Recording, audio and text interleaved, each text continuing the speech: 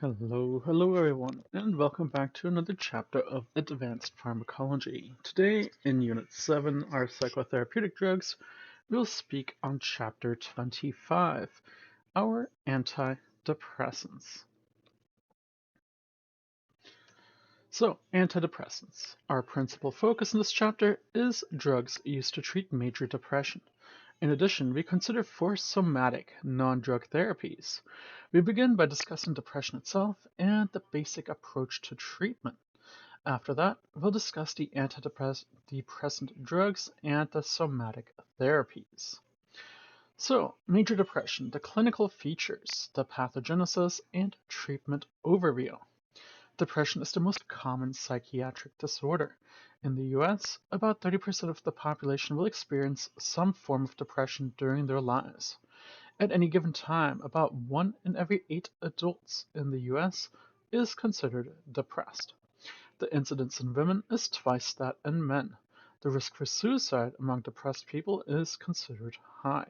Unfortunately, depression is underdiagnosed and undertreated. Although 50% of depressed individuals seek help, only 20% receive adequate treatment. This is especially sad in that treatment can help many people. About 30% of those given an antidepressant achieve full remission. Another 20 to 30% achieve at least a 50% reduction in symptom severity. So, its clinical features. The principal symptoms of depression are depressed mood and loss of pleasure or interest in all or nearly all of one's usual activities and pastimes. Associated symptoms include insomnia, anorexia and weight loss, mental slowing and loss of concentration, feelings of guilt, worthlessness and helplessness, thoughts of death and suicide, and overt suicidal behavior. For a diagnosis to be made, symptoms must be present most of the day, nearly every day, for at least 2 weeks. It is important to distinguish between major depression and normal grief or sadness. Whereas major depression is an illness, grief or sadness is not. Rather, grief and sadness are appropriate reactions to major life stressors. In most cases, grief and sadness resolve spontaneously over several weeks and do not require medical intervention. However, if symptoms are unusually intense and if they fail to resolve within an appropriate time, a major depressive episode may have been superimposed. If that occurs, treatment is indicated. So, pathogenesis. The etiology of major depression is complex and incompletely understood. For some individuals, depression seems to descend out of the blue, otherwise healthy people, unexpectedly and without apparent cause. They find themselves feeling profoundly depressed. For many others, depressive episodes are brought on by stressful life events, such as bereavement, loss of a job, or childbirth. Because depression does not occur in everyone, it would appear that some people are more vulnerable than others. Factors that may contribute to vulnerability include genetic heritage, a difficult childhood, and chronic low self-esteem. Clinical observations made in the 1960s led to formulation of the monoamine deficiency hypothesis of depression, which asserts that depression is caused by a functional deficiency of monoamine neurotransmitters, so your norepinephrine, serotonin, or a combination of both. Findings that support the hypothesis included the induction of depression with risperidone, a drug that depletes monoamines from the brain, induction of depression with inhibitors of tyrosine hydroxylase, an enzyme needed for monoamine transmitter synthesis, and relief of depression with drugs that intensify monoamine-mediated neurotransmission. Although these observations lend support to the monoamine deficiency hypothesis, it is clear that the hypothesis is too simplistic. However, despite its shortcomings, the monoamine deficiency hypothesis does provide a useful conceptual framework for understanding antidepressant drugs. So, our treatment and overview. Depression can be treated with three major modalities: the pharmacotherapy, depression-specific psychotherapy, meaning cognitive behavior therapy or interpersonal psychotherapy, and the somatic therapies. such as electroconvulsive therapy and transcranial magnetic stimulation. For patients who have mild to moderate depression, drug therapy and psychotherapy can be equally effective. For those with more severe depression, a combination of drug therapy and psychotherapy is better than either intervention singularly or used alone. Electroconvulsive therapy can be used when a rapid response is needed or when drugs and psychotherapy have not worked. For all patients, aerobic exercise and resistance training can help improve mood. So we do have some prototype drugs here for our antidepressants, which include our SSRIs, our SNRIs, tricyclic antidepressants, monoamine oxidase inhibitors, and our atypical antidepressants. And we'll discuss each of those in more detail in their relation to depression. So, drugs used for depression. Drugs are the primary therapy for major depression. However, benefits are limited mainly to patients with severe depression. In a patient with mild to moderate depression, antidepressants have little or no benefit effect. Available antidepressants are listed in the following table. As indicated, these drugs fall into five major categories: your SSRIs, SNRIs, your TCAs or tricyclic antidepressants, and our MAOIs or monoamine oxidase inhibitors, and lastly the atypical antidepressants. All of these classes are equally effective, as are the individual drugs within each class. Therefore, differences among these drugs relate mainly to the side effects, as well as their drug interactions.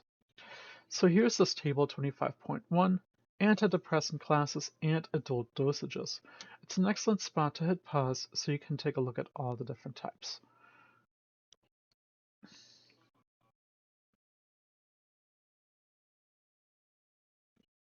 Actually, here's a better spot. So I'll leave that up for just a moment and we'll keep carrying on. So, some basic considerations. In this section, we consider basic issues that apply to all antidepressant drugs. The information on suicide risk is especially important. Time course of response. With all antidepressants, symptoms resolve slowly. Initial responses develop in 1 to 3 weeks. A maximal response may not be seen for another 12 weeks. Because therapeutic effects are delayed, antidepressants cannot be used as needed. Furthermore, a therapeutic trial should not be considered a failure until a drug has been taken for at least 1 month without success. So that leads us to our drug selection. Because all antidepressants have nearly equal efficacy, selection among them is based largely on the tolerability and overall safety. Additional considerations are drug interactions, patient's preference, and the cost of individual drugs. The usual drugs of first choice are the SSRIs, SNRIs, bupropion, and mirtazapine. Older antidepressants, such as your TCAs and MAOIs, have more adverse effects and are less well tolerated than the first-line agents and are therefore generally reserved for patients who didn't respond well to first-line drugs. In some cases, the side effects of a drug, when matched to the right patient, can actually be beneficial. So here, for instance, are a couple examples. A patient who has fatigue chooses the drug that causes central nervous stimulation, such as fluoxetine or bupropion. For a patient who has, for instance, insomnia, choose a drug that causes substantial sedation, such as mirtazapine. For a patient with sexual dysfunction, choose bupropion, a drug that enhances libido. And finally, a patient who has chronic pain, you can choose duloxetine or a TCA, drugs that can relieve chronic pain. So, managing treatment. After a drug has been selected for initial treatment, it should be again used for at least 4 to 8 weeks to actually assess its true efficacy. As a rule, dosage should be low initially to reduce the side effects and then gradually be increased. If the initial drug is not effective, we have 4 major options. You can either increase the dosage, you can switch to another drug in the same class, you can switch to another drug in a different class, or you can add a second drug, such as lithium or an atypical antidepressant.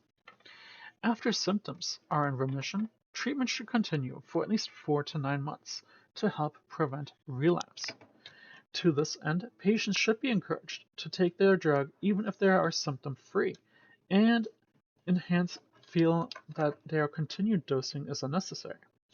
When an antidepressant therapy is discontinued, dosage should be gradually tapered off over several weeks because abrupt withdrawal may trigger withdrawal symptoms, which leads us to that black box warning, the suicide risk with an antidepressant drugs. Patients who have depression often think about or attempt suicide. During treatment with an antidepressant, especially early on, the risk for suicide may actually increase.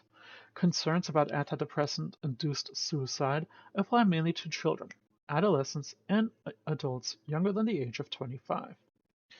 To reduce the risk of suicide, patients taking antidepressant drugs should be observed closely for suicidality, worsening mood, and unusual changes in behavior.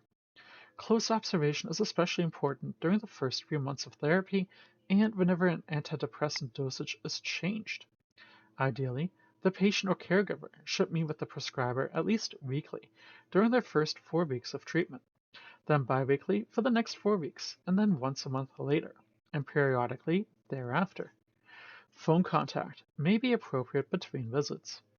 In addition, family members or caregivers should monitor the patient daily, being alert for symptoms of decline. If these symptoms are severe or develop abruptly, the patient should see his or her prescriber immediately.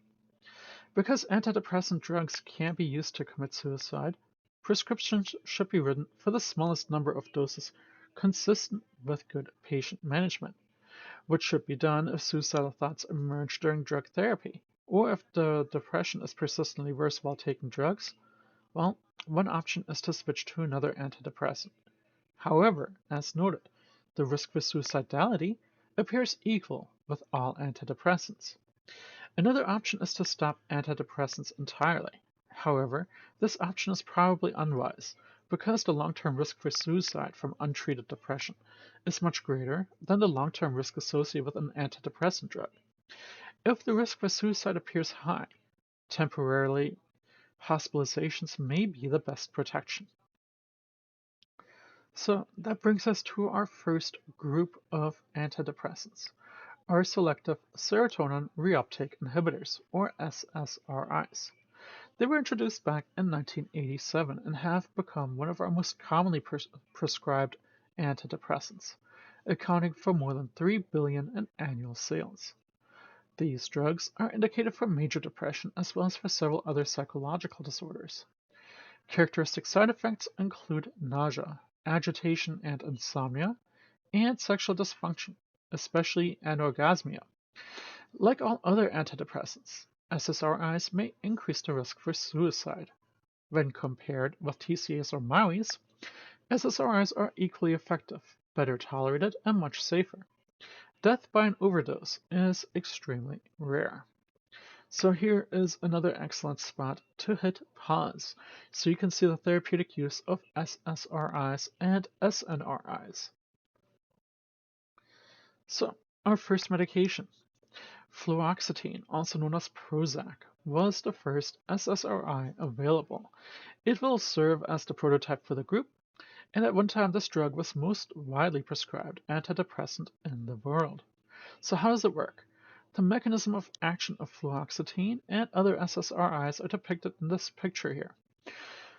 As shown, the SSRI selectively blocks neuronal reuptake of serotonin, the 5-hydroxytryptamine, a monoamine neurotransmitter. As a result of reuptake blockade, the concentration of that 5-HT in the synapse increases, causing increased activation of the postsynaptic 5-HT receptor. This mechanism is consistent with the theory that depression stems from a deficiency in the monoamine-mediated transmission, and therefore should be relieved by drugs that can intensify monoamine effects. And here is that picture I was talking about. It is important to appreciate that the blockade of a 5-HT reuptake by itself cannot fully account for therapeutic effects. Clinical responses to SSRIs and the biochemical effect of the SSRI do not occur in the same time frame, That is, whereas SSRIs block 5-HT reuptake within hours of dosing, relief of depression takes several weeks to fully develop. This delay suggests that therapeutic effects are the result of adaptive cellular changes that take place in response to a prolonged reuptake blockade. Fluoxetine and other SSRIs do not block reuptake of dopamine or norepinephrine. In contrast to TCAs, which we'll discuss a little later, fluoxetine does not block cholinergic, histaminergic, or alpha adrenergic receptors. Furthermore, fluoxetine produces CNS excitation rather than its depression or sedation. So, its therapeutic use. Fluoxetine is used primarily for major depression. In addition, the drug can be approved for bipolar disorder, which was discussed in Chapter 26, obsessive compulsive disorder, which is discussed in Chapter 28, panic disorder, discussed in Chapter 28, and bulimia nervosa and premenstrual dysphoric disorder, which is discussed in Chapter 48. So its pharmacokinetics. Fluoxetine is well absorbed after an oral administration, even in the presence of food. The drug is widely distributed and highly bound to plasma proteins. Fluoxetine undergoes extensive hepatic metabolism, primarily by the CYP2D6. The major metabolite, norfluoxetine, is active and later undergoes metabolic inactivation, followed by its excretion in the urine. The half-life of fluoxetine is 2 days, and the half-life of norfluoxetine is 7 days. Because the effective half-life is prolonged, it takes about 4 weeks are required to produce a steady-state plasma drug level, and about 4 weeks are required to wash out after dosing stops. Which leads us to its adverse effects. Fluoxetine is safer and better tolerated than other TCAs and MAOIs. A death from overdose with fluoxetine alone has not ever been reported. In contrast to TCAs, fluoxetine does not block receptors for histamine, norepinephrine, or acetylcholine, and therefore does not cause sedation, orthostatic hypotension, anticholinergic effects, or cardiotoxicity. The most common side effects are sexual dysfunction, nausea, headache, and manifestation of CNS stimulation, including nervousness, insomnia, and anxiety. Weight gain can also occur. So we'll touch up on some of these side effects, the first being the sexual dysfunction.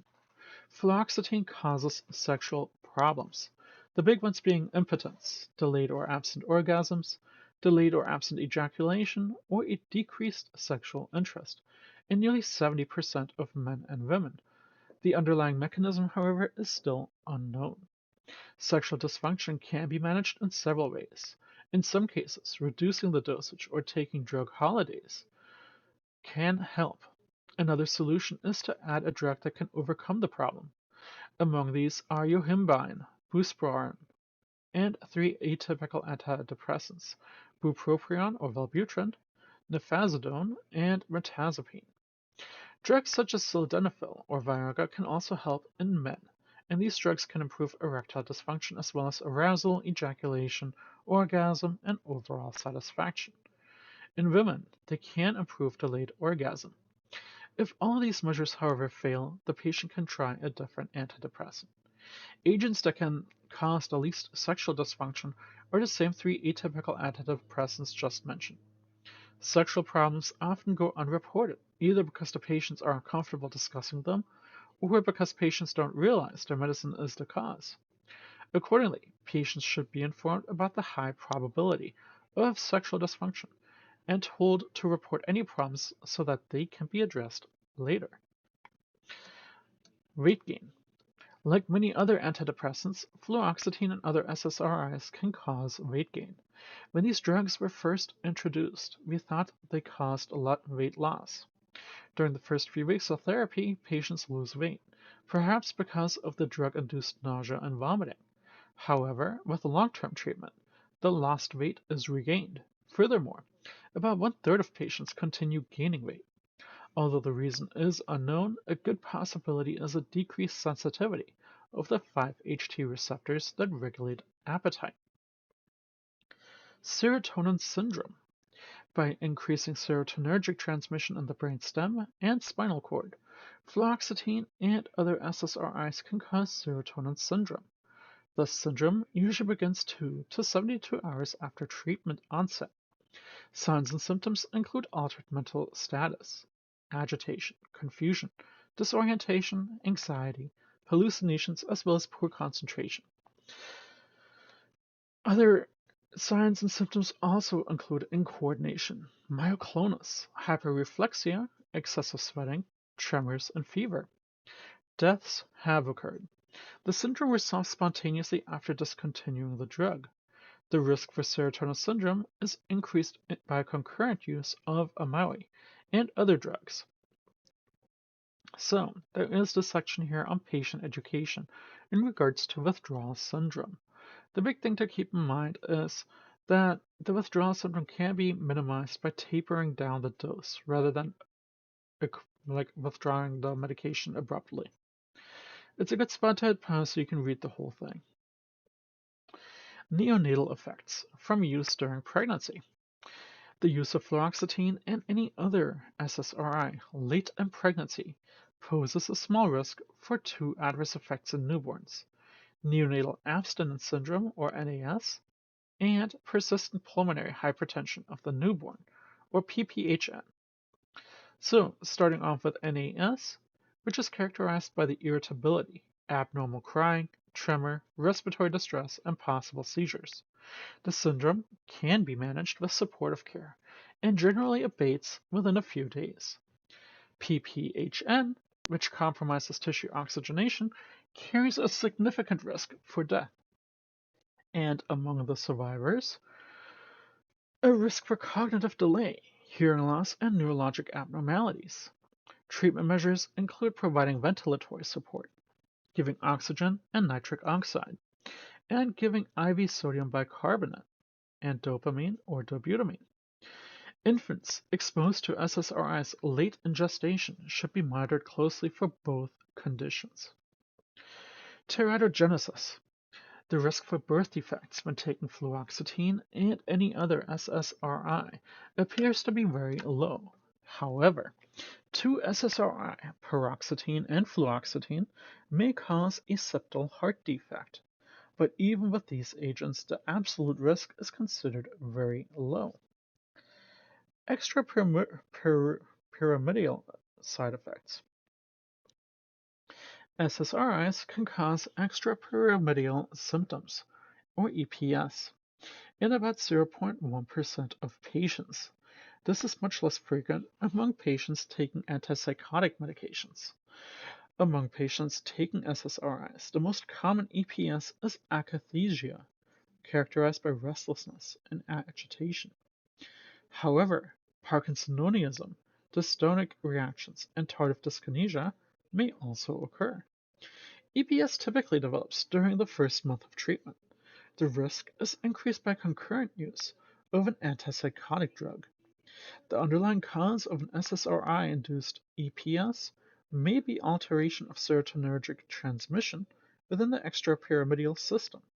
For detailed discussion of EPS, please refer back to chapter 24.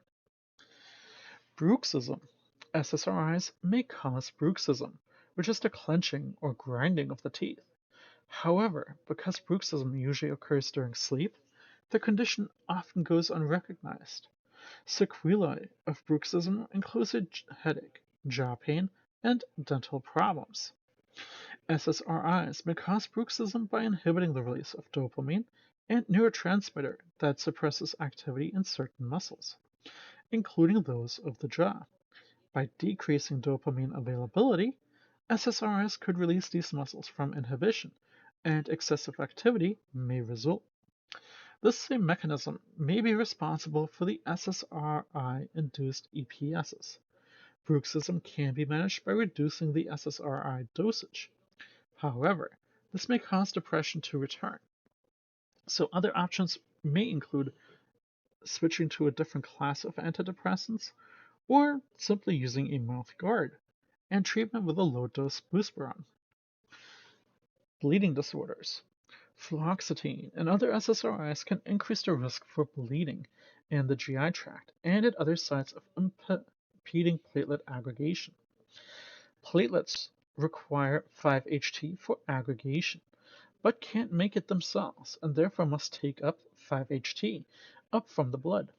By blocking that 5-HT uptake, SSRIs suppress aggregation. The SSRIs cause a threefold increase in the risk for a GI bleed. However, the absolute risk is still considered low, only about 1%. Caution is advised in patients who have a history of GI ulcers or GI bleeding, and in patients that are older than 60 years of age, and in patients who are taking NSAIDs or anticoagulants. Caution is advised. Hyponatremia. Fluoxetine can cause hyponatremia, probably by increasing the secretion of the antidiuretic hormone. Most cases involve older adult patients taking thiazide diuretics. Accordingly, when fluoxetine is used in the older patient population, sodium should be measured at baseline and periodically thereafter. Finally, we have those off or other adverse effects. Fluoxetine may cause dizziness and fatigue. Patients who experience intense dizziness and fatigue should be warned against driving and other hazardous activities. Skin rashes, which can be severe, have occurred in up to 4% of patients.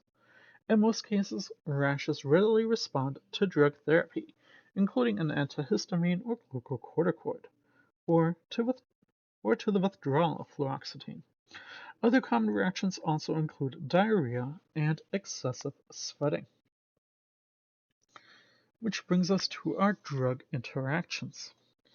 MAOIs and other drugs that increase the risk for serotonin syndrome. MAOIs increase the 5-HT availability and therefore greatly increase the risk for a serotonin syndrome.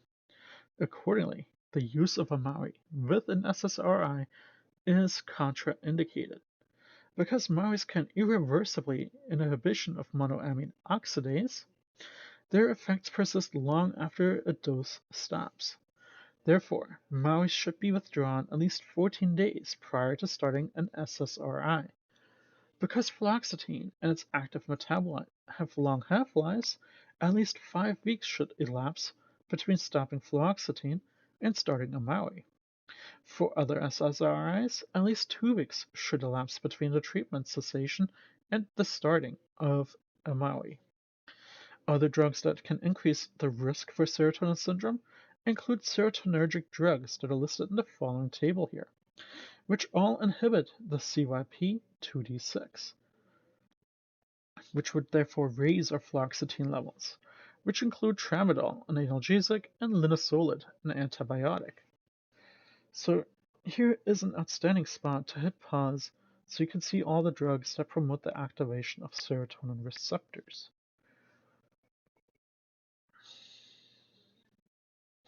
Which brings us now to the tricyclic antidepressants and lithium. Fluoxetine can elevate plasma levels of TCAs as well as lithium, so we need to exercise caution if fluoxetine is combined with these agents. Antiplatelet drugs and anticoagulants, again, because it causes that increased risk for bleeding. Antiplatelet drugs, including aspirin and NSAIDs, and anticoagulants, Coumadin, increase the risk for GI bleeding. So again, we need to exercise caution if fluoxetine is combined with these drugs.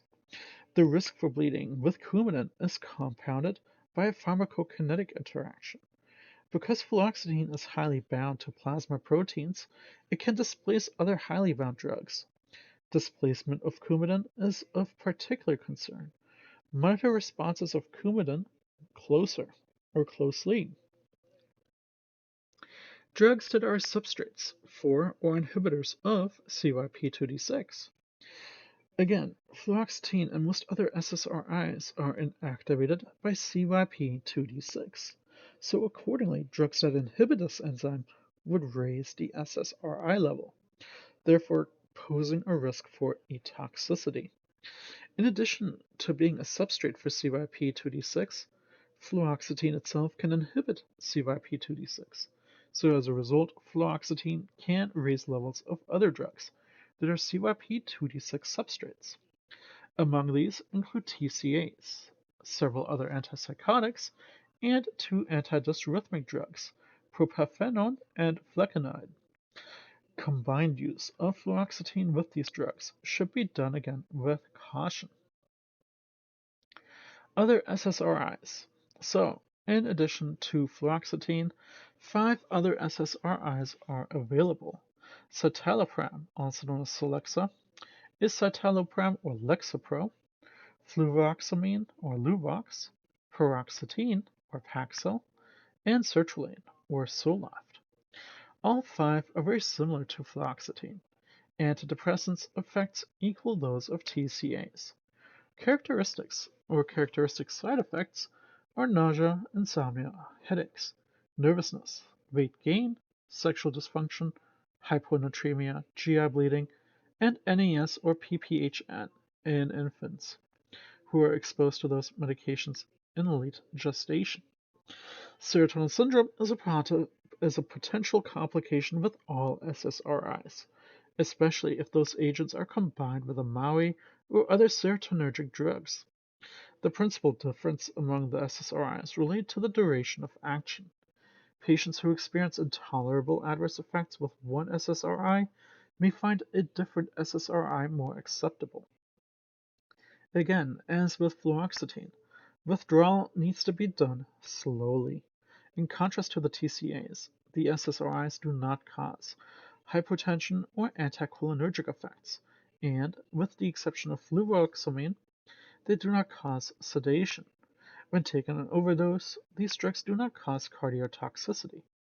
Therapeutic uses for individual SSRIs again were shown in Table 25.2.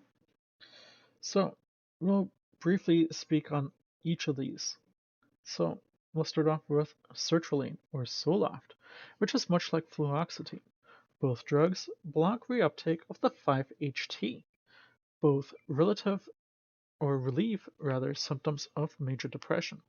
Both cause a CNS stimulation rather than a sedation, and both have minimal effects on seizure threshold and EKGs. Zoloft is indicated for major depression, panic disorder, OCD, PTSD, premenstrual dysphoric disorder, and social anxiety disorder. Zoloft is slowly absorbed after oral administration. Food increases the extent of absorption. In the blood, the drug is highly bound, 99%, to plasma proteins. Zoloft undergoes extensive hepatic metabolism, followed by the elimination in the urine and feces. The plasma half-life is approximately 1 day. Some side effects include headache, tremor, insomnia, agitation, nervousness, nausea, diarrhea, weight gain, and sexual dysfunction. Treatment may also increase the risk for suicide. Because of the risk of serotonin syndrome, Zoloft must not be combined with a MAOI and other serotonergic drugs. MAOIs should be withdrawn at least 14 days prior to starting Zoloft, and Zoloft should be withdrawn within at least 14 days after starting a MAOI. Because of the risk of palmosodine-induced dysrhythmias, Zoloft and palmoside should not be combined, and similar to fluoxetine and other SSRIs, Zoloft poses the risk for hyponatremia, GI bleeding, NAS, and PPHN when used in pregnancy. Bringing us to fluvoxamine, which is similar to other SSRIs. Fluvoxamine, or Luvox, produces a powerful and selective inhibition of that 5-HT reuptake. The drug is approved for OCD, major depressive disorder, bulimia, and panic disorder. Luvox is rapidly absorbed in the GI tract in both the presence and absence of food, and the drug undergoes extensive hepatic metabolism followed by the excretion in the urine. Its half-life is about 15 hours. Some side effects include nausea, vomiting, dry mouth, headache, constipation, weight gain, and sexual dysfunction. In contrast to the other SSRIs, Luvox has a moderate sedative effect, Although it nonetheless can cause insomnia, some patients have developed abnormal liver function tests as well. Accordingly, liver function should be assessed prior to the start of treatment and weekly during the first month of therapy. Like other SSRIs, Luvox interacts adversely with MAOIs and other serotonergic drugs, and therefore these combinations need to be avoided. As with other SSRIs, Luvox poses a risk for hyponatremia, GI bleeding, NAS, and PPHN in infants who were exposed to the drug in utero, leading us to paroxetine, or Paxil, which is like the other SSRIs. It produces a powerful and selective inhibition of 5-HT reuptake. The drug is indicated for major depression, OCD, social anxiety, panic disorder, generalized anxiety disorder, PTSD, premenstrual dysphoric disorder, and postmenopausal vasomotor symptoms, your hot flashes. Paroxetine is well absorbed after oral administration, even in the presence of food. The drug is widely distributed and is highly bound, 95%, to plasma proteins. Concentrations in breast milk equal those in the plasma. The drug undergoes a hepatic metabolism followed by renal excretion with a half-life of about 20 hours. Some side effects are dose-dependent and generally mild. Early reactions include nausea, somnolence, sweating, tremor, and fatigue. These, however, tend to diminish over time. After about 5 to 6 weeks, the major complaints were headache, weight gain, and sexual dysfunction. Similar to fluoxetine, paroxetine causes significant signs of CNS stimulation, so increased awakening, reduced time and rapid eye movement sleep, and insomnia. In contrast to TCAs, paroxetine has no effects on the heart, blood pressure, or EKG, but it does have some antimuscarinic effects. Similar to SSRIs, paroxetine interacts adversely with MAOIs and other serotonergic drugs, so these combinations need to be avoided. Also, like other SSRIs, paroxetine can increase the risk for GI bleeding and can cause hyponatremia. The use late in pregnancy can also result in NAS and PPHN. In addition, paroxetine, but not other SSRIs, poses a small risk for cardiovascular birth defects, primarily ventricular septal defects. Because of this risk, the drug is classified by the FDA as a pregnancy risk category D. And like all other antidepressants, paroxetine may increase the risk for suicide, especially in the young adult or child population. Which leads us to citalopram, or Celexa, which is very similar to fluoxetine and other SSRIs. The benefits again derive by selective blockade of the 5-HT reuptake. The drug does block receptors of acetylcholine, norepinephrine, and histamine. Its only approved indication is for major depression. Celexa is rapidly absorbed in the GI tract in both the presence or absence of food. Plasma levels peak within 4 hours after dosing, and the drug undergoes hepatic metabolism that is followed by the excretion in the urine and feces. The half-life is about 35 hours. The most common side effects include nausea, somnolence, dry mouth, and sexual dysfunction. Additional side effects include weight gain, tachycardia, postural hypotension, headaches, paresthesias, hyponatremia, and the increased risk for GI bleeds. Large doses are teratogenic in animals. Citalopram or Celexa enters breast milk in amounts sufficient to cause somnolence, reduced feeding, and weight loss in infants. Use late in pregnancy also has resulted in NAS and PPHN. Like all the other antidepressants, Celexa may increase the risk for suicide, especially in children and young adults. Celexa also prolongs a QT interval, and therefore may pose a risk for fatal dysrhythmias, especially when the dosage exceeds 40 milligrams per day. Risk is increased in patients who have heart disease, a long QT syndrome, and low blood levels of potassium or magnesium. Because of the risk of serotonin syndrome, Celexa should not be combined with MAOIs or other serotonergic drugs. Again, allow at least 14 days to pass between starting or stopping a MAOI. And that goes for both if you're starting a MAOI or starting citalopram or Celexa. There needs to be a 2-week interval. Which brings us to the next medicine, escitalopram or Lexapro, which is an S isomer of Celexa, which is pretty much a 50-50 mixture of S and R isomers. The S isomer in escitalopram is responsible for the antidepressant effect. The R isomer has no antidepressant actions, but it does contribute to side effects. So accordingly, Lexapro retains the therapeutic benefits of Celexa but may be better tolerated. Otherwise, the pharmacology of these two drugs is largely the same. Lexapro is approved for major depression and generalized anxiety disorder and has additional indication for the treatment of OCD in Canada. Like Celexa and other SSRIs, Lexapro is generally well tolerated. In clinical trials, the most common side effects included nausea, insomnia, somnolence, and sweating, as well as fatigue. In addition, 9% of males reported ejaculatory disorders.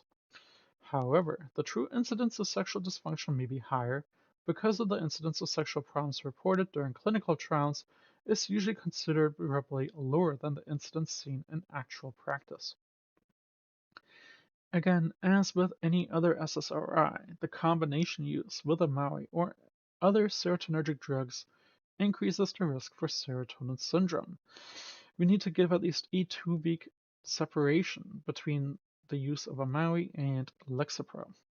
Similar to Celexa and other SSRIs, Lexapro increases the risk for hyponatremia and GI bleeding, and again, when used late in pregnancy, it can cause NAS or PPHN in the newborn. Like all other antidepressants, this drug can increase the risk for suicide, again in your children or young adults. Which brings us to a patient-centered care across the lifespan. On antidepressants, a good spot to hit pause so you can take a quick review of your different age population. So that brings us to serotonin norepinephrine reuptake inhibitors, or SNRIs.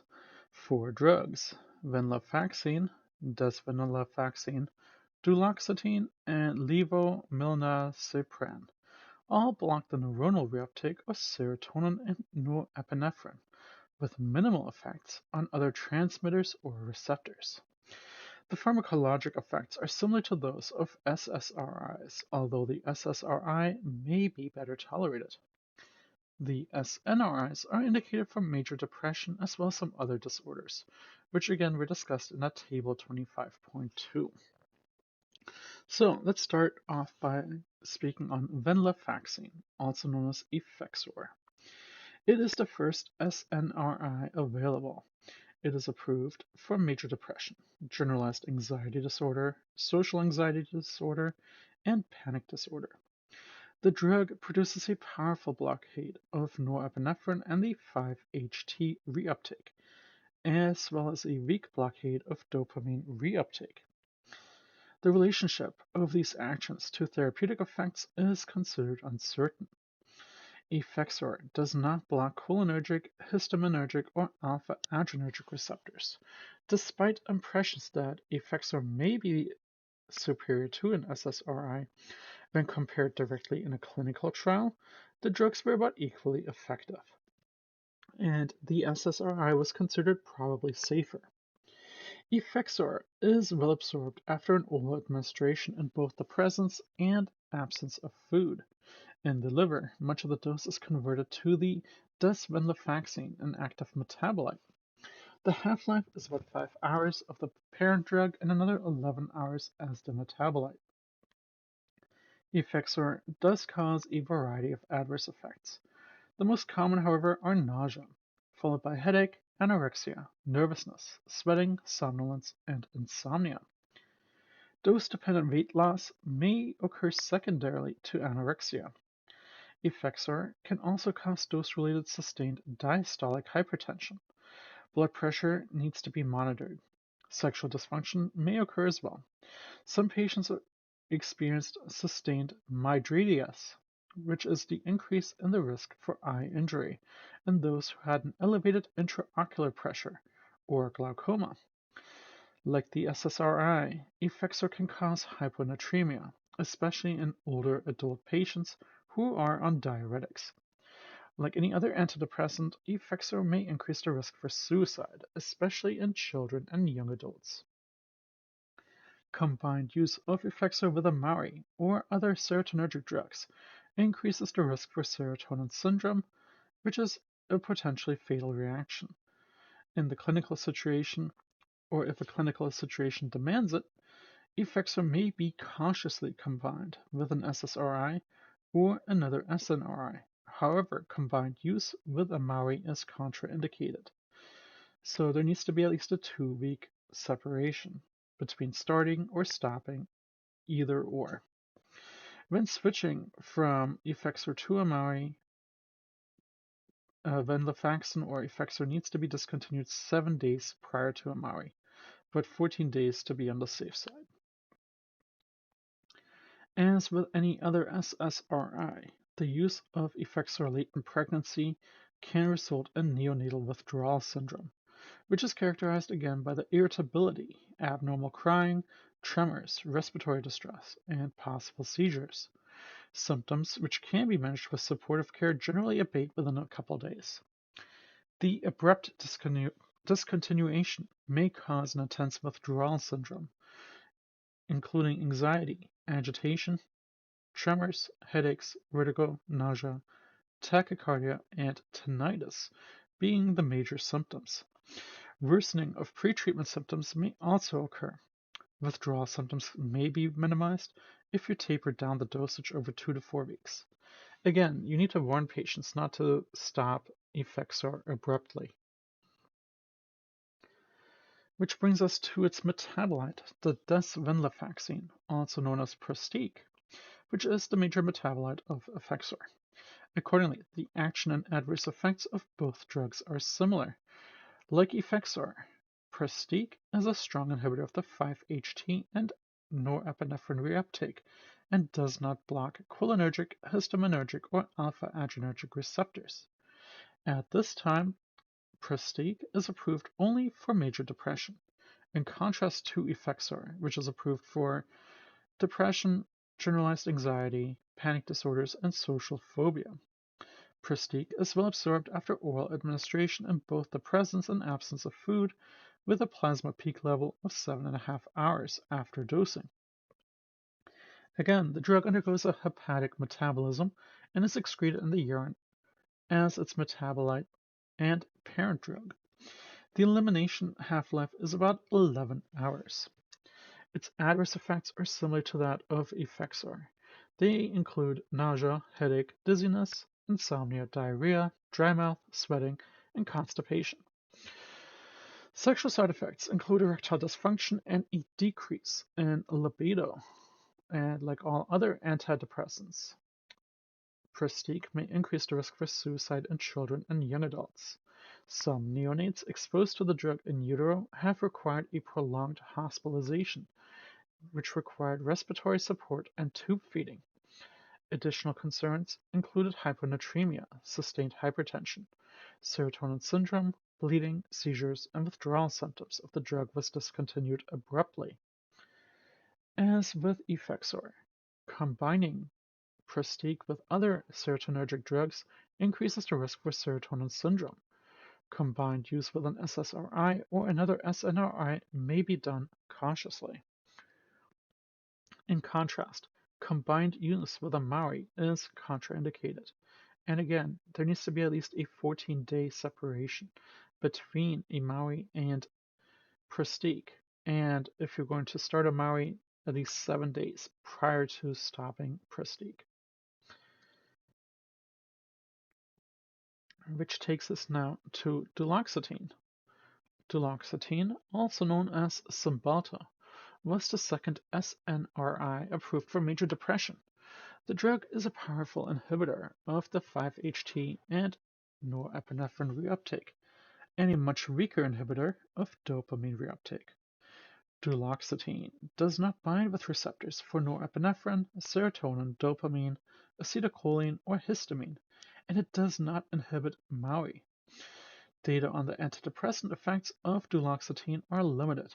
Clinical trials have shown that duloxetine is clearly superior to a placebo.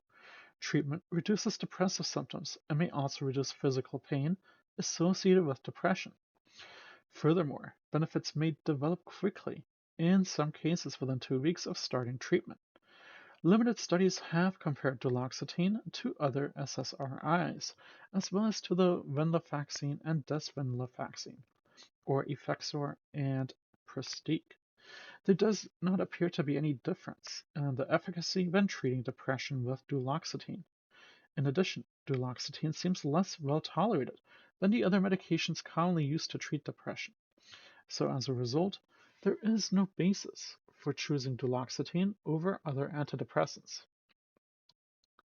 Its pharmacokinetics. Duloxetine is well absorbed after an oral dose. Food reduces the rate of absorption but not the extent. In the blood, duloxetine is 90% bound to albumin. The drug undergoes hepatic metabolism, primarily by the CYP2D6 and CYP1A2 isoenzymes of cytochrome P450. Metabolites are excreted in the urine and feces at about 70 and 20% respectively. The elimination half-life is 12 hours, and in patients with severe renal impairment, levels of duloxetine and its metabolites are greatly increased. And in those with severe hepatic impairment, the half-life is greatly prolonged. Accordingly, duloxetine is not recommended for a patient who has severe renal or hepatic dysfunction. Its adverse effects. Well, duloxetine is actually generally well tolerated. However, in the clinical trials, the most common adverse effects included nausea, dry mouth, insomnia, somnolence, constipation, reduced appetite, fatigue, increased sweating, and blurred vision. Duloxetine can cause a small increase in blood pressure, and therefore blood pressure should be measured at baseline and periodically thereafter. Duloxetine promotes mydriasis and thus should not be used by a patient with uncontrolled narrow-angle glaucoma. Liver toxicity is a concern. Elevation of the serum transaminases, indicating liver damage, occurs in about 1% of patients. There have been reports of hepatitis, hepatomegaly, cholestatic jaundice, and elevation of transaminases to more than 20 times the upper limit of normal. To reduce this risk, duloxetine should not be given to patients with a pre-existing liver disease or to those who drink alcohol heavily. As with venlafaxine, abrupt cessation of treatment can cause withdrawal syndrome. Symptoms that include nausea, vomiting, dizziness, headache, nightmares, and paresthesias. So to decrease that risk, duloxetine should be withdrawn slowly. And like all other antidepressants, duloxetine may increase the risk for suicide, especially in children and young adults. Effects in pregnancy and lactation. Animal studies indicate that duloxetine interferes with fetal and postnatal development, causing reduced fetal weight, decreased postnatal survival, and neurologic disturbances. The use of duloxetine late in pregnancy can also lead to the withdrawal syndrome in the infant. The drug is excreted in milk of lactating rats. So, two studies are currently recruiting pregnant and or lactating women to examine these effects further. One completed study did find that duloxetine in the breast milk of 6 lactating women who received 40 milligrams twice daily for 3.5 days.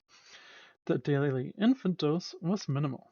However, until a larger study is completed, the use of duloxetine during pregnancy and lactation is not recommended.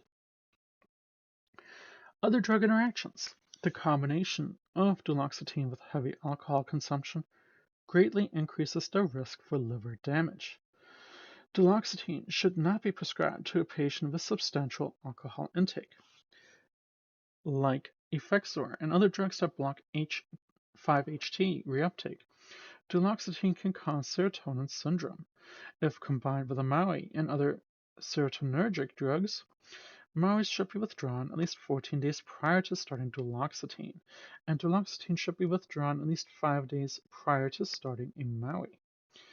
During drugs that inhibit the CYP2D6 or CYP1A2 may also increase duloxetine levels and may therefore cause toxicity.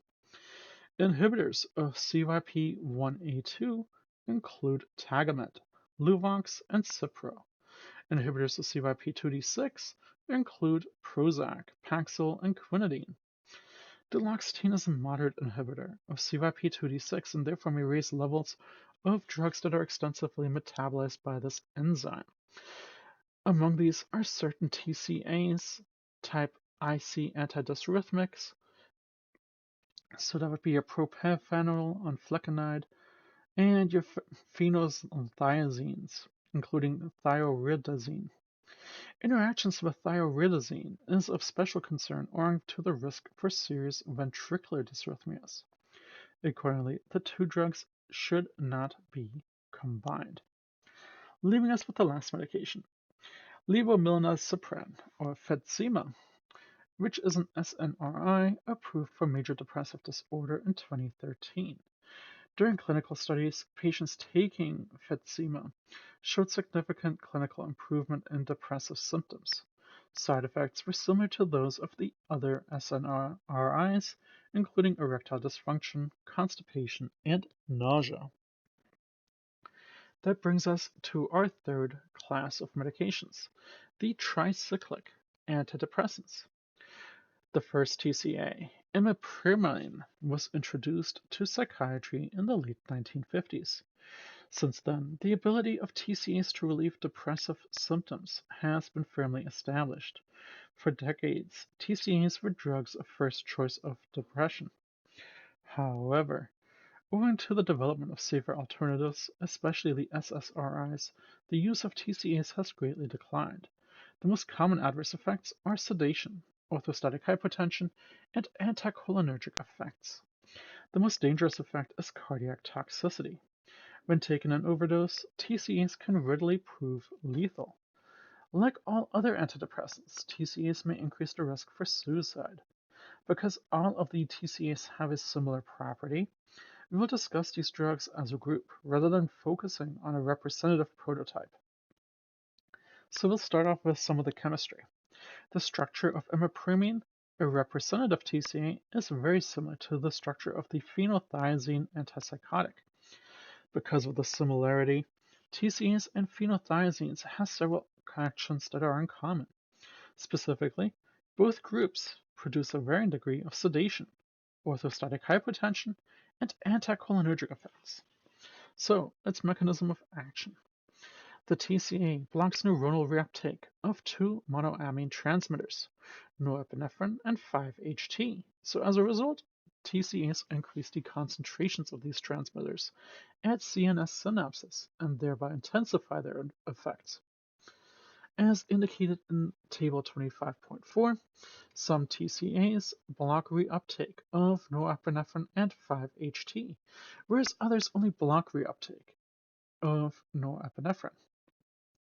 As with the other SSRIs, biochemical effects occur within hours, whereas therapeutic effects develop over several weeks. This delay suggests again that antidepressant effects are due to the adaptive changes brought on by the prolonged reuptake blockade, and not due to the reuptake blockade directly. Which brings us to that table of 25.4, the antidepressant, adverse effects and impacts on neurotransmitters. Again, it's an excellent spot to hit pause so you can review different medications and you can see how they work differently. It's pharmacokinetics. The half-life of TCAs are long and variable. Because their half-lives are long, TCAs can usually be administered in a single daily dose. Because their half-lives are variable, TCAs require individualization of dosage. So, its therapeutic use. In depression, TCAs are effective agents for major depression. These drugs can help elevate mood, increase activity and alertness, and decrease morbid preoccupation, improve appetite, and normalize sleep patterns.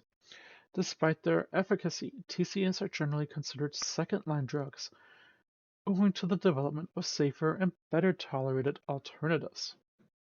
Its therapeutic use in fibromyalgia. Fibromyalgia syndrome is a chronic disorder characterized by diffuse musculoskeletal pain, profound fatigue, disturbed sleep, and cognitive dysfunction. TCAs are the most effective drugs we have for reducing those symptoms. And then its other uses. Well, we can use TCAs that can benefit patients that have neuropathic pain, which will be discussed in Chapter 83, chronic insomnia, which is discussed in Chapter 27, ADHD, which is discussed in Chapter 29, and panic or OCD disorders, which are discussed in Chapter 28. They, however, again come with adverse effects. The most common adverse effects are orthostatic hypotension, sedation, and anticholinergic effects. The most serious adverse effects are cardiotoxicity. These effects occur because, in addition to blocking that reuptake of norepinephrine and the 5-HT, TCAs cause direct blockade of receptors of and for histamine, acetylcholine, and norepinephrine.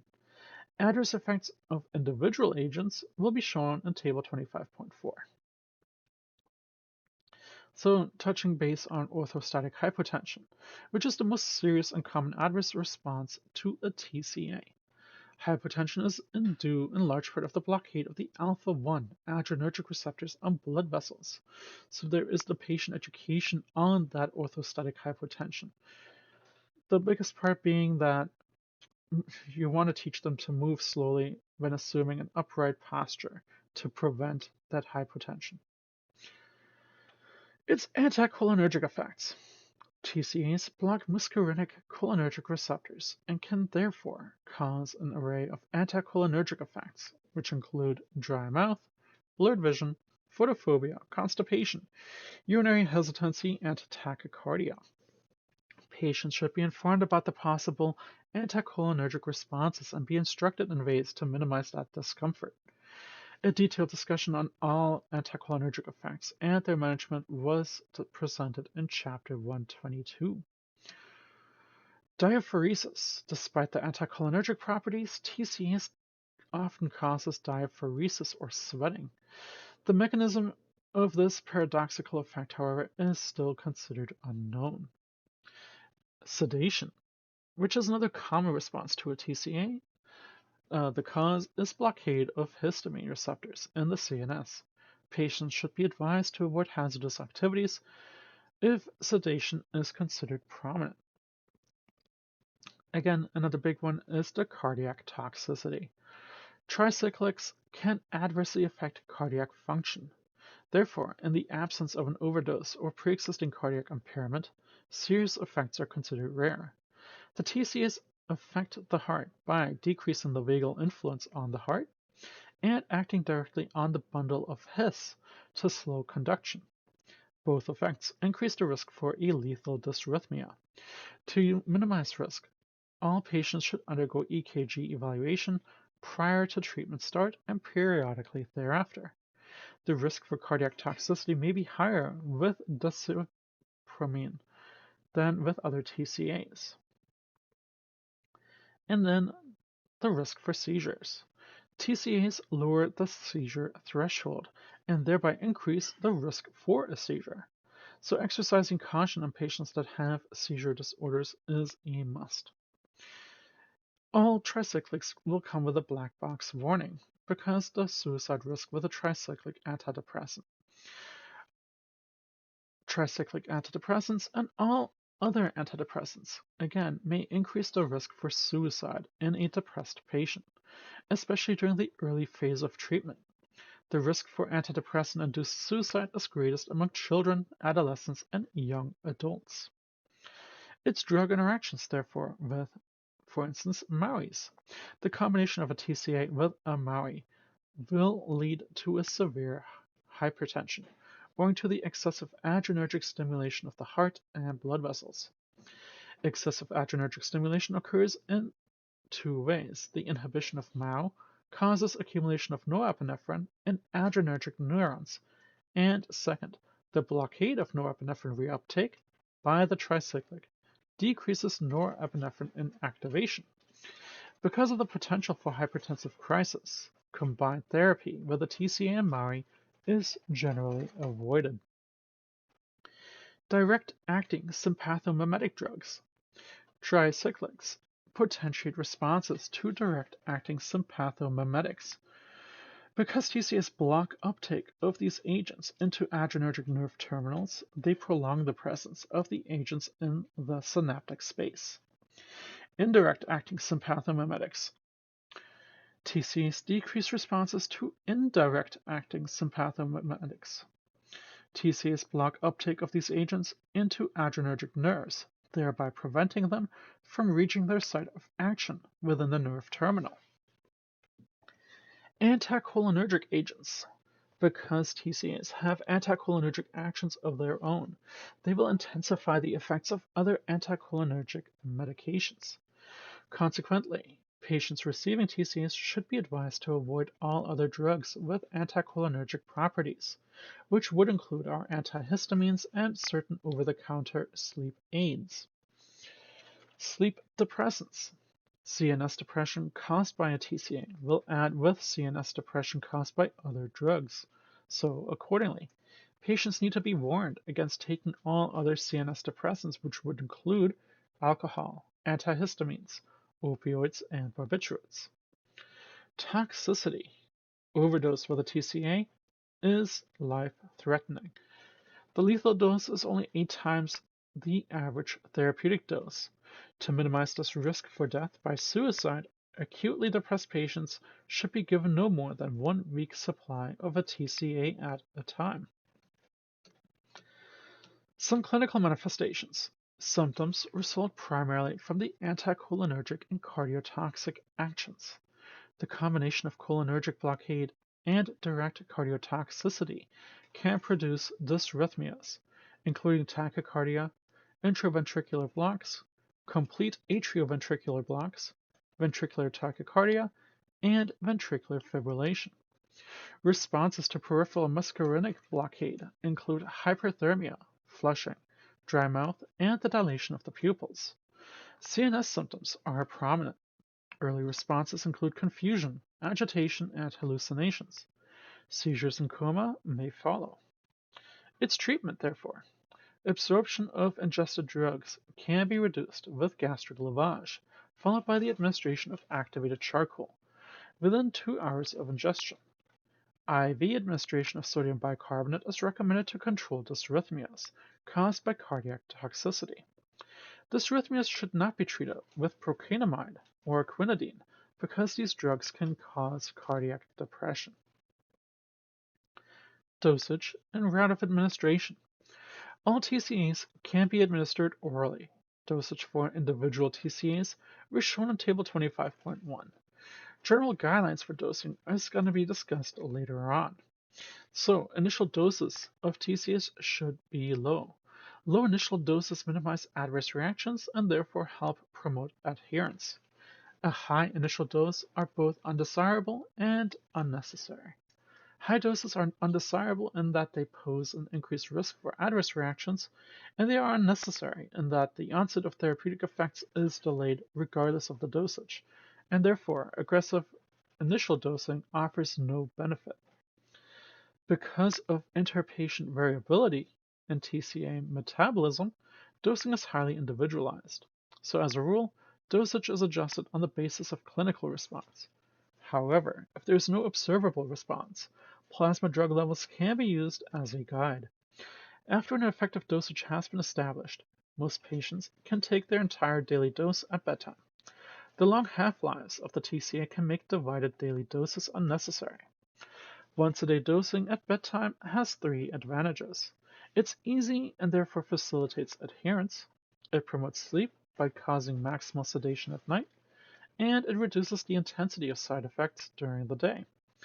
If bedtime dosing causes residual sedation in the morning, Dosing earlier in the evening may help prevent that side effect. Although once-a-day dosing is generally desirable, not all patients can use the schedule. Older adults, for example, can be especially sensitive to the cardiotoxic actions of a tricyclic. So as a result, if the entire daily dose was taken at one time, effects on the heart might be intolerable. So it's preparation and selection. In the US, 9 TCAs are available. Again, take a look at Table 25.1 and 25.4. All 9 are equally effective. Principal differences among these drugs' concerns and side effects are discussed on Table 25.4. Drug selection. Selection among TCAs is based on its side effects. So, for example, if the patient is experiencing insomnia, a drug with prominent sedative properties, such as doxepin, might be selected. Conversely, if daytime sedation is undesirable, a less sedating agent such as desipramine might be preferred. Older adult patients with glaucoma or constipation and males with BPH can be especially sensitive to anticholinergic effects. So therefore, for these patients, a drug with a weak anticholinergic property, such as nortriptyline, would be appropriate. Which brings us to our next set of medications, the MAOIs, or monoamine oxidase inhibitors. The MAOIs are second or third choice antidepressants for most patients. Although these drugs are as effective as SSRIs and TCAs, they are more hazardous. The greatest concern is hypertensive crisis, which can be triggered by eating foods that are rich in tyramine. At this time, MAOIs are the drugs of choice only for the atypical depression. 3 MAOIs: isocarboxylate or marplan, phenylazine or Nardil, and trenylcypromine or Pernic are administered orally, and 1 selagelene or Ensem is administered via a transdermal patch. So, our oral monoamine oxidase inhibitors. How do they work? Well, before discussing the MAO, we need to discuss MAO itself. MAO is an enzyme that is found in the liver, the intestinal wall, and terminals of monoamine-containing neurons. The function of MAO is to convert monoamine neurotransmitters, so norepinephrine, your 5-HT, and dopamine, into inactive products. In the liver and the intestines, MAO serves to inactivate tyramine and other biogenic amines in food. In addition, these enzymes inactivate biogenic amines administered as drugs. The body has 2 forms of MAO, named MAO-A and MAO-B. In the brain, MAO-A inactivates norepinephrine and 5-HT, whereas MAO-B inactivates dopamine. In the intestines, MAO-A acts on the dietary tyramine and other compounds. So, all of the MAOIs used for depression are non-selective. That is, at therapeutic doses, they inhibit both MAO-A as well as MAO-B. One agent, selagelene, used for depression and Parkinson's disease, is selective for MAO-B at the low doses used for Parkinson's disease, but is non-selective at the higher doses used for depression. Antidepressant effects of MAOIs result from inhibiting MAO-A and nerve terminals. By inhibiting that intraneuronal MAO-A, these drugs increase the amount of norepinephrine and 5-HT available for release, and therefore intensify transmission of noradrenergic and serotonergic junctions. So here is a picture version of what I just said.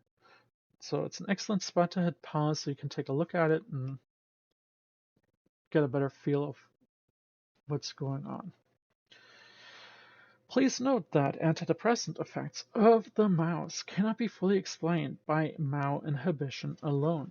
The biochemical action of MAOIs develops slowly. In the interval between initial inhibition of a MAO and the relief of depression, secondary to neurochemical events must be taking place. These secondary events, which have not been identified, are ultimately responsible for the beneficial response to treatment. The MAOIs can act on MAO in two ways, reversibly and irreversibly. All of the MAOIs in current use cause irreversible inhibition. Because recovery from irreversible inhibition requires synthesis of new MAO molecules, effects of the irreversible inhibitors persist for about 2 weeks after the drug is withdrawn. In contrast, recovery from a reversible inhibition is more rapid, occurring in 3 to 5 days. So, its therapeutic use in depression. MAOIs are equal to SSRIs and TCAs for relieving depression. However, because MAOIs can be hazardous, they are generally reserved for patients who have not responded to SSRIs, TCAs, and other safer drugs. Nonetheless, there is one group of patients, those with atypical depression, for whom MAOIs are the treatment of choice. And with other antidepressants, beneficial effects do not reach their peak for several weeks. So it comes with adverse effects, therefore, in CNS stimulation. MAOIs cause direct CNS stimulation.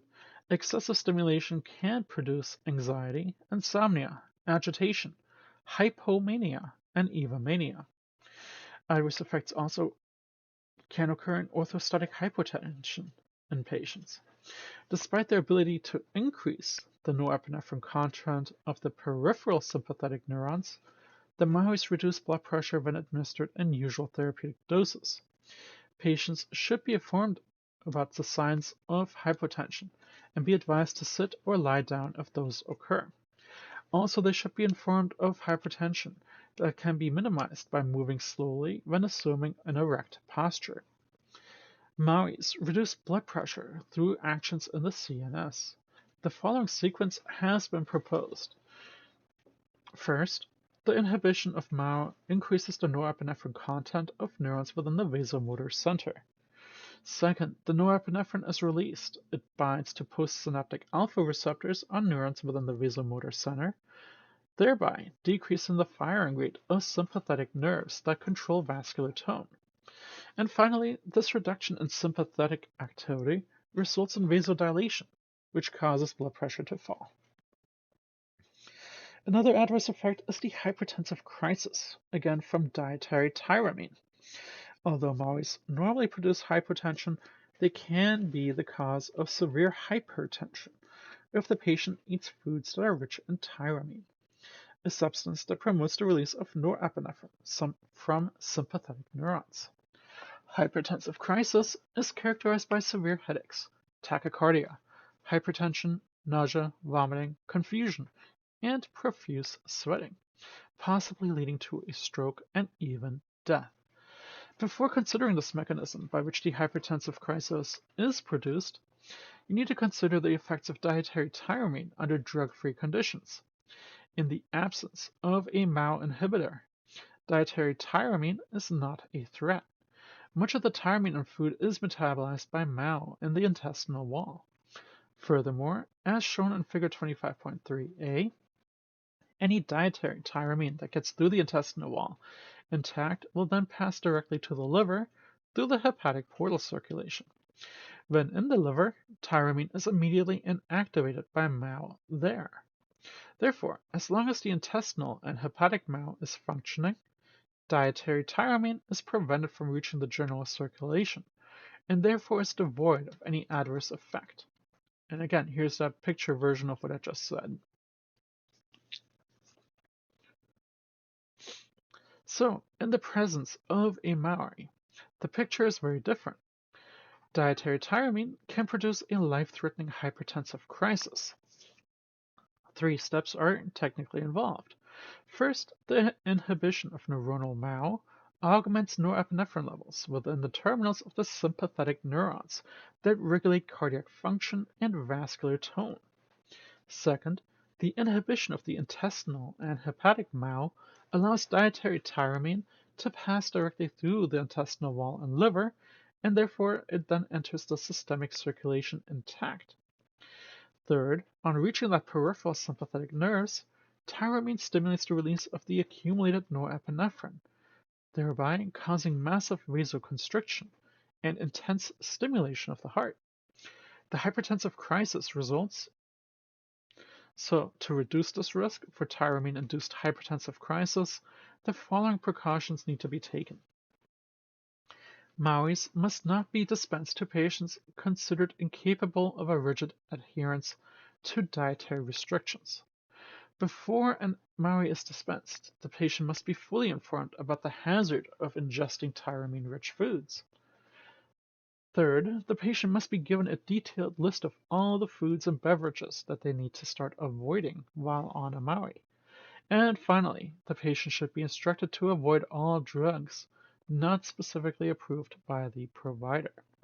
So again, that patient education on hypertensive crisis.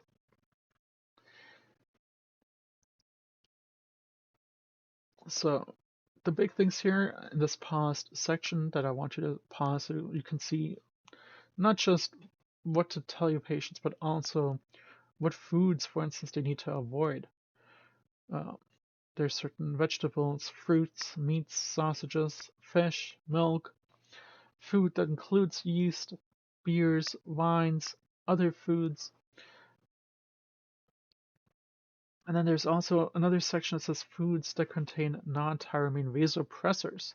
For instance, your chocolate, your fava beans, ginseng, and caffeinated beverages. So there's a whole lot that you need to avoid if you are on a MAO. So, other drug interactions, therefore. MAOIs can interact with many drugs to cause potentially harmful results. Accordingly, patients should be instructed to avoid all medications, prescriptions and prescription drugs, and over-the-counter drugs that have not been specifically approved by the provider. Your indirect acting sympathomimetic agents.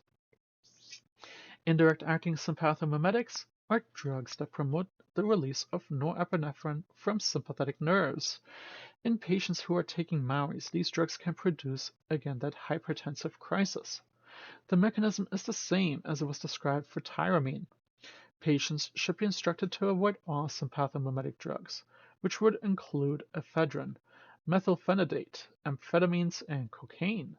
Sympathomimetics agents may be present in cold remedies, nasal decongestants, or decongestants, and asthma medicines. All of these, again, need to be avoided unless they are approved by the provider. Interactions secondary to inhibition of hepatic MAO. Inhibition of MAO in the liver can decrease the metabolism of several other drugs, which would include our epinephrine, norepinephrine, and dopamine. These drugs must be used with caution because their effects will be more intense and more prolonged. Tricyclic antidepressants. The combination of a TCA and a MAO may produce a hypertensive episode or even crisis. So as a result, the combination of an antidepressant is not employed routinely. However, although potentially dangerous, the combination can benefit certain patients. If concurrent use is employed, caution must be exercised. Our serotonergic drugs.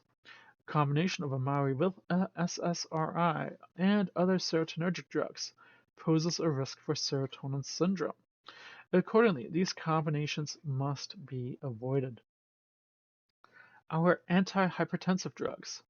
Combined use of MAOIs with antihypertensive agents again may result in excessively lowering the blood pressure, so caution is advised. Which now brings us to the transdermal MAOI, the only one that is a patch, also known as MSAM, which is the first and only transdermal treatment for major depression. MSAM inhibits MAO-A as well as MAO-B, and like other MAOs, MSAM should be reserved for a patient who have not responded to preferred antidepressants. The pharmacology of transdermal MSAM is much like that of the oral MAOIs, but with one important difference. The risk for hypertensive crisis from dietary tyramine is much lower than with an oral dose. With transdermal dosing, MSAM enters the systemic circulation without passing through the GI tract. So as a result, it can achieve therapeutic levels in the CNS while preserving active MAO-A in the intestinal wall and liver. Therefore, dietary tyramine will be destroyed before it can promote norepinephrine release in the periphery. During clinical trials, uh, they showed that restricting dietary tyramine was unnecessary with low-dose MSM. However, owing to the lack of data, tyramine restriction is still recommended at a higher MSM dose. Furthermore, with all doses of MSM, some pathomimetic drugs are still able to promote norepinephrine release and therefore need to be avoided, just like if it was an oral MAUI. Two drugs, carbamazepine and oxcarbazepine, can significantly raise levels of MSM. Accordingly, these drugs are contraindicated. The most common adverse reaction is a localized rash, which develops in about one-third of the patients. That rash can be managed with a topical glucocorticoid. Which brings us to the next section of drugs, atypical antidepressants. We'll start off with bupropion or Wellbutrin, which is a unique antidepressant similar in structure to an amphetamine. Like amphetamines, bupropion has stimulant actions and suppresses appetite. Antidepressant effects begin in 1 to 3 weeks. The mechanism by which depression is relieved is unclear, but may be related to a blockade of dopamine or norepinephrine reuptake. The drug does not have serotonergic, cholinergic, or histaminergic transmission and does not inhibit MAO. In contrast to SSRIs, bupropion does not cause weight gain or sexual dysfunction. In fact, it appears to increase sexual desire and pleasure, so Wellbutrin has been used to counteract sexual dysfunction in a patient taking an SSRI and heightened sexual interest in women with hypoactive sexual desire disorder. Because of its efficacy and side effect profile, Wellbutrin is a good alternative to an SSRI for patients who cannot tolerate SSRIs. Wellbutrin has two antidepressant indications: major depressive disorder and the prevention of seasonal affective disorder. In addition to its use in depression, Wellbutrin, marketed as Zyban and Bupropion, is approved as an aid to quit smoking, which is discussed in Chapter 32. Unlabeled use includes the relief of neuropathic pain, treatment of depressive episodes and bipolar disorder, and the management of ADHD. So, its pharmacokinetics. Wellbutrin is administered orally. With the immediate release tablets, plasma levels peak in about 2 hours after dosing. Bioavailability is low. In animals, only 5 to 20% of each dose reaches the systemic circulation. Wellbutrin undergoes an extensive hepatic metabolism, primarily by CYP2B6. The, the elimination half-life ranges anywhere between 8 to 24 hours. It does, however, have some adverse effects. It is generally well tolerated but can cause seizures. The most common adverse effect is agitation, headache, dry mouth, constipation, weight loss, GI upset, dizziness, tremor, insomnia, blurred vision, and tachycardia. In addition, Wellbutrin carries a small risk for causing psychotic symptoms, which would include our hallucinations and delusions. Accordingly, the drug should not be used in patients who have psychotic disorders. Like other antidepressants, Wellbutrin may increase the risk for suicide in children, adolescents, and young adults. In contrast to many other antidepressants, Wellbutrin does not cause sexual effects. Seizure are the side effects of the greatest concern. At doses greater than 450 milligrams per day, Wellbutrin produces seizures in about 0.4% of patients.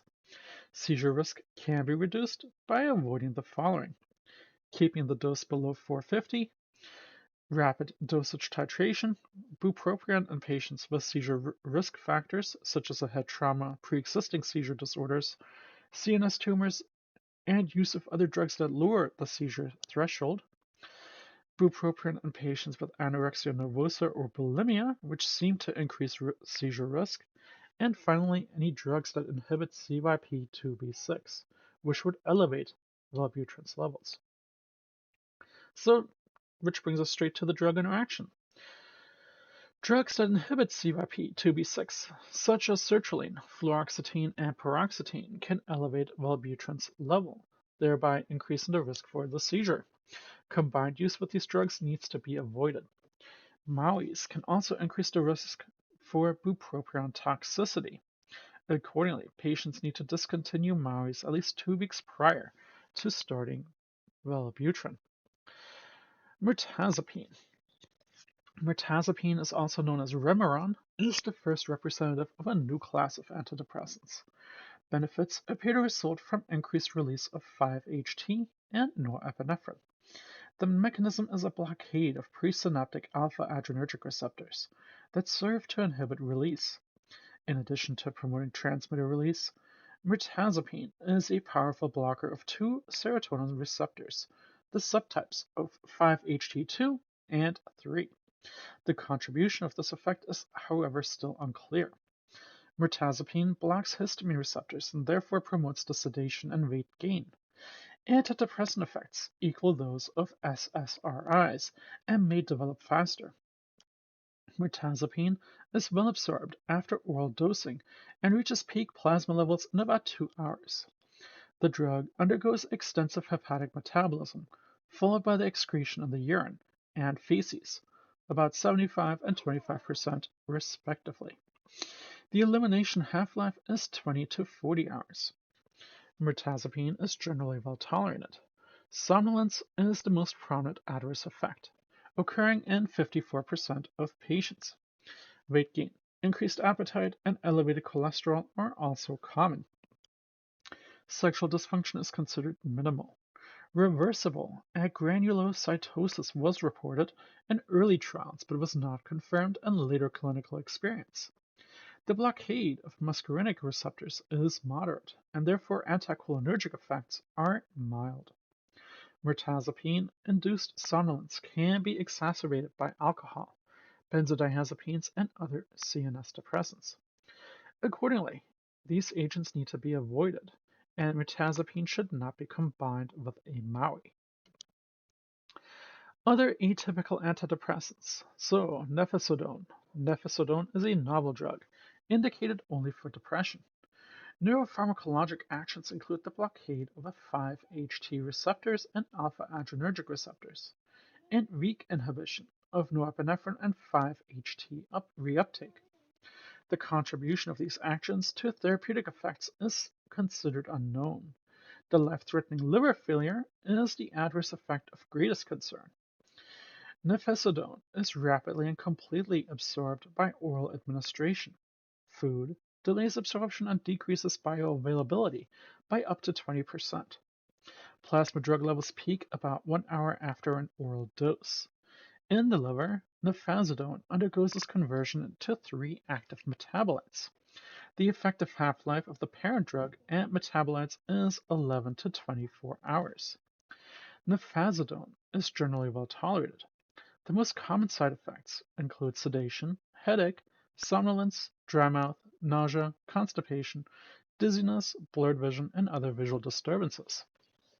Weight gain and sexual dysfunction are minimal. So again, it has a black box warning, liver failure with nefazodone. It's a good spot to hit pause so you can read up on the most recent incidence rate, where it has led to at least one death, and it has required liver transplantation in one patient out of every 250 to 300,000 patients. Drugs that block reuptake of 5-HT, norepinephrine, or both can cause serious reactions if combined with a MAOI. Accordingly, nefazodone and MAOIs must not be combined. If the patient has been taking a MAOI, it needs to be discontinued, and there needs to be at least a 2-week period before starting nefazodone. Conversely, when switching to a MAOI from nefazodone, there needs to be at least a 7-day period before you can start a MAOI. Nefazodone inhibits hepatic drug metabolizing enzymes and can thereby raise levels of other drugs, including certain antihistamines benzodiazepines, as well as digoxin. Which brings us to trazodone. Trazodone, also known as Eloptra, is a second-line agent for depression. The drug is not very effective when used alone because of its pronounced sedative effects. It can be a helpful adjunct for patients with antidepressant-induced insomnia. Trazodone produces selective but moderate blockade of the 5-HT reuptake. Antidepressant effects take several weeks to develop. Common side effects, however, is sedation, orthostatic hypotension, and nausea. In contrast to the tricyclic agents, trazodone has minimal anticholinergic actions. Accordingly, trazodone may be useful for older adult patients and other individuals whom the anticholinergic effects of the TCAs may be intolerable. Big issue, though, is trazodone prolongs the QT interval and therefore poses a risk for dysrhythmias. During post-marketing reports, the drug had been associated with tachycardia, PVCs, and potentially fatal torsades de pointe. Fortunately, these reports were considered rare. To reduce the risk for dysrhythmia, trazodone should be used with caution in a patient who has a history of hypokalemia, hypomagnesemia, congenital long QT syndrome, and other cardiac disorders. Trazodone can cause priapism, or a prolonged painful erection. In some cases, surgical intervention was required. Priapism itself or the procedures required for relief can result in permanent impotence. Patients should be instructed to notify their prescriber or go to the closest emergency department if a persistent erection occurs. Overdose with trazodone is considered safer than with a TCA or MAUI. Death from an overdose with trazodone alone has not been reported. Drugs, however, that inhibit CYP3A4 can decrease metabolism of trazodone, which would therefore increase its concentration, leading to a toxicity. Accordingly, if trazodone is combined with a strong CYP3A4 inhibitor, dosage of trazodone needs to be reduced. Which brings us to vilazodone. Vilazodone, or Vibrid, works by two mechanisms. First, like the other SSRIs, vilazodone selectively blocks serotonin reuptake. Second, vilazodone causes direct activation of serotonin receptors. No other antidepressant combines both actions. The drug is more effective than a placebo, but is not more effective than fluoxetine or citalopram, and causes, unfortunately, more GI side effects. Vilazodone is administered orally, and food greatly enhances absorption. Plasma peak levels in 4 to 5 hours after dosing. In the blood, the drug is highly protein bound, between 96 to 99%. Vilazodone undergoes extensive hepatic metabolism, again mainly via that CYP3A4, and is followed by excretion in the urine. The most common adverse effects include diarrhea, nausea, dizziness, and insomnia. Sexual dysfunction is also relatively common. Vilazodone reduces libido in males and females, causes abnormal orgasms in males and females, and also causes a delayed ejaculation or erectile dysfunction. Like the SSRIs, vilazodone poses a risk for serotonin syndrome, hyponatremia, and abnormal bleeding. Like all other antidepressants, vilazodones may increase suicidality. On a positive side, vilazodone appears to have very little risk or no risk at all for causing seizures, hypotension, weight gain, cardiotoxicity, hepatotoxicity, or anticholinergic effects. Drug interactions are, however, a concern. The risk for serotonin syndrome is increased by a MAUI and other serotonergic drugs. Use of MAUIs with vilazodone is contraindicated, and other serotonergic drugs should be used with extreme caution, if at all. Again, because vilazodone's levels can be raised by drugs that inhibit CYP3A4 and lowered by drugs that induce it, a dosage adjustment may be needed. The risk for bleeding is increased if you are on anticoagulants, especially Coumadin, and drugs that impede platelet function, such as NSAIDs and aspirin. Amoxapine. Amoxapine is chemically related to the antipsychotic agent loxapine and has both antidepressant and neuroleptic properties.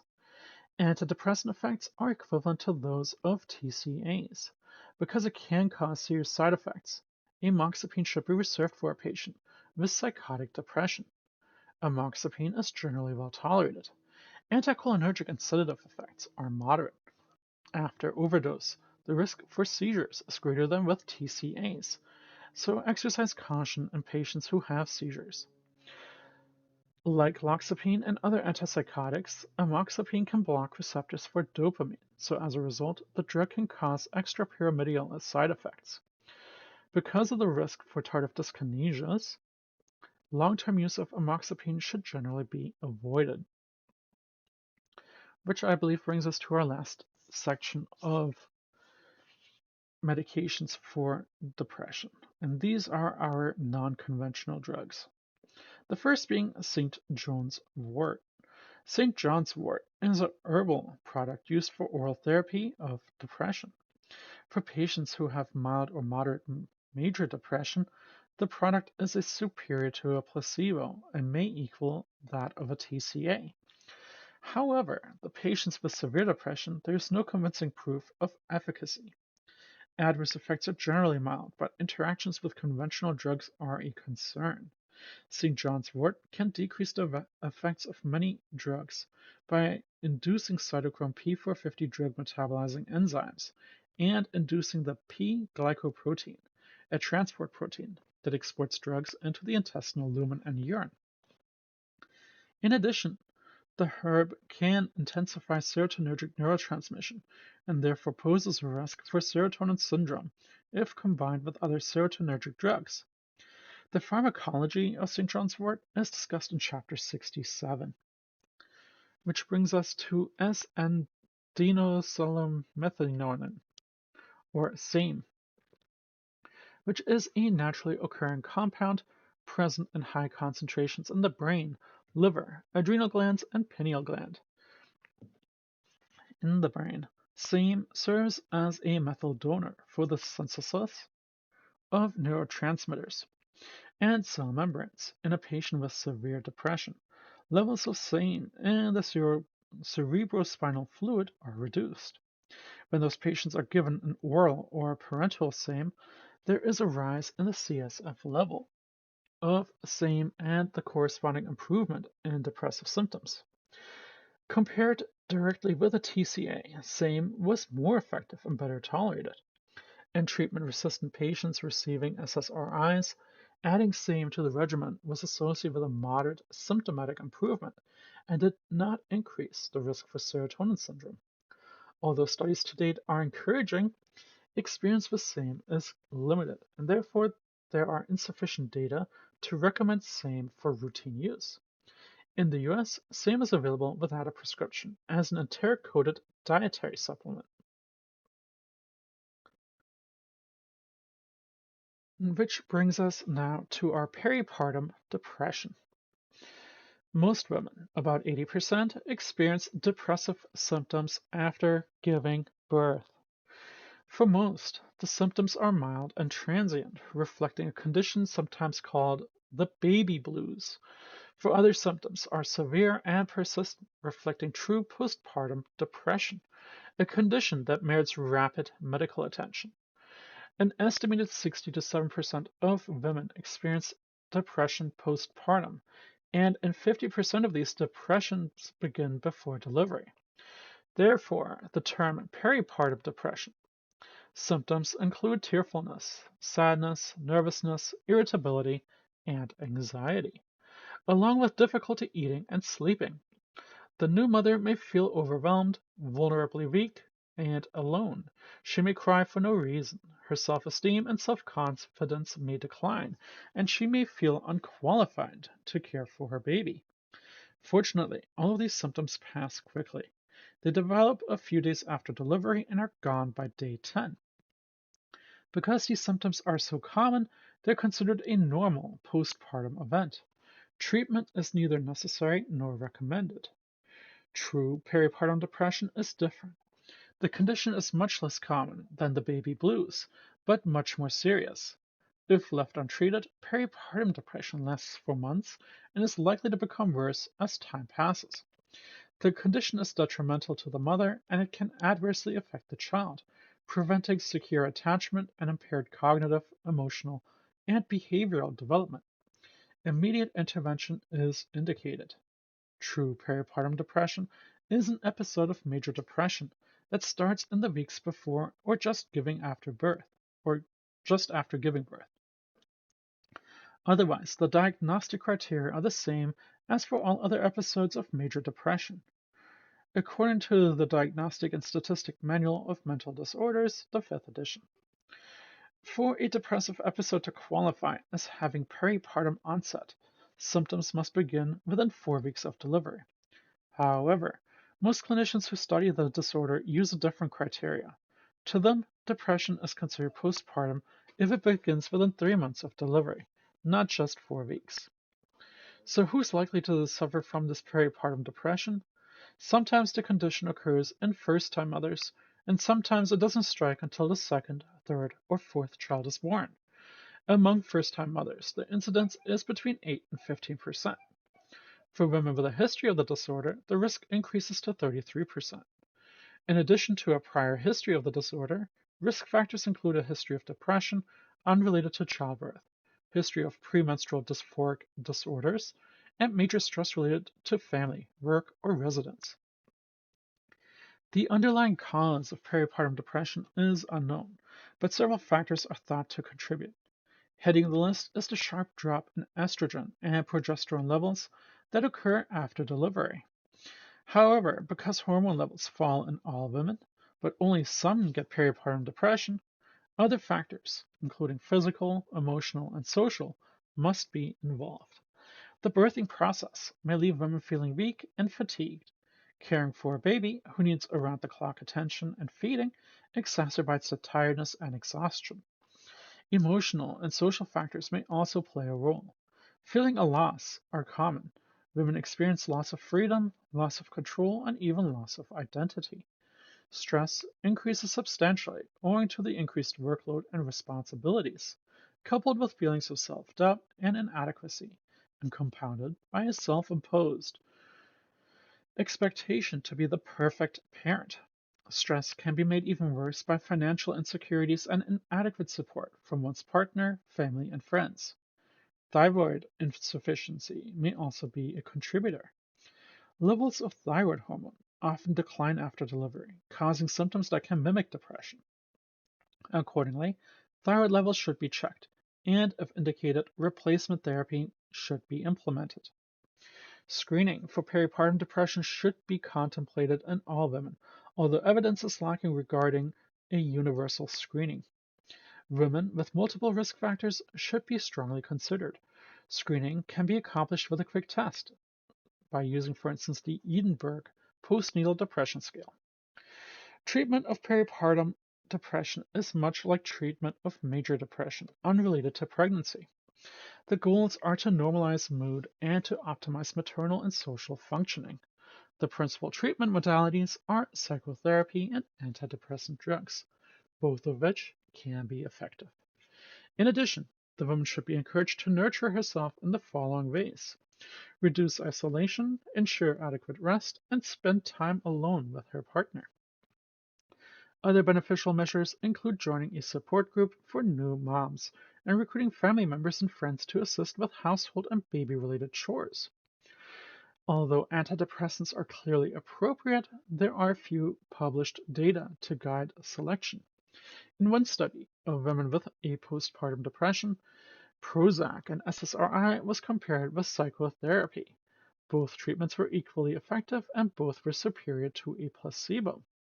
Efficacy has also been demonstrated with Zoloft, Effexor, and certain TCAs. For initial therapy, an SSRI is an attractive choice because these drugs are effective and well tolerated and present very low risk for toxicity if taken in overdose. However, if a woman has responded to an antidepressant from a different class in the past, that drug should be tried first. To minimize side effects, dosage should be low initially, 50% of the usual starting dosage, and then gradually be increased. To reduce the risk for relapse, treatment should continue for at least 6 months after symptoms have resolved. Unfortunately, even then, the relapse rate is high, anywhere between 50 to 85% of patients who experience at least one more episode of depression. With each succeeding episode, the risk for another reoccurrence increases. Accordingly, long-term prophylactic therapy may be considered. So, which antidepressants can be taken safely while breastfeeding? All these drugs can be detected in breast milk, but some levels are lower and safer than others. Zoloft, for example, appears safe. Studies show that the drug activity in breastfed infants is extremely low, and no adverse reactions have been observed. The TCAs also appear safe. Levels are too low for detection in breastfed infants, and follow-up studies have found no developmental deficits. In contrast to Zoloft and TCAs, fluoxetine appears unsafe. The drug and its metabolites reach therapeutic levels in breastfed infants. Potential consequences include colic and impaired weight gain. Infants of breastfed mothers on antidepressants need to be monitored closely for these types of side effects. So, somatic non-drug therapies for depression. These are not part of the pharmaceutical aspect of things, so I will just touch briefly on them. So, non-drug therapies are reserved for patients who have severe depression that have not responded to drugs or psychotherapy. Of the 4 treatments discussed next, electroconvulsive therapy appears most effective. And I'm just going to touch base on what the 4 are, not go through their entirety. So the big ones there, and the most effective, electroconvulsive therapy, transcranial magnetic stimulation, vagal nerve stimulation, and finally light therapy. And that concludes our chapter here for today. As always, I thank you for listening, and I'll see you at the next chapter. Till then, take care and goodbye.